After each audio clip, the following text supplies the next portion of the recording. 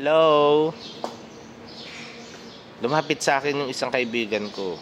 He's a construction worker and the other one is factory worker. The question is, Kuya, ang insurance ba is pang mayaman lang?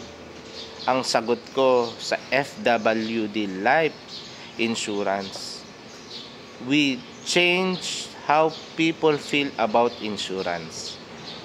Ang insurance ay hindi pang mayaman lang. Kahit factory worker, construction worker, magkakaroon ng insurance. Sabi ko nga, 5 piso lang per day meron ka na. So, wow, ang ganda naman po ng offer ninyo. Pwede po ba namin malaman yung Yes, ang FWD Life Insurance is committed sa family, sa friends, sa fellows.